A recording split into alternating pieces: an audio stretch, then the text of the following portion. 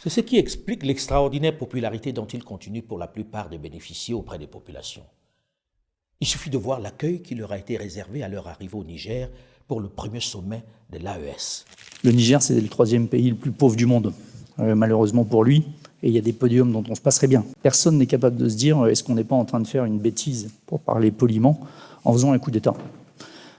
Vous comprenez bien qu'en fait, le grand perdant dans cette affaire-là, c'est d'abord le Niger. Certes, les grandes nations colonisatrices continuent d'afficher leur condescendance, mais leurs certitudes ont été quelque peu ébranlées.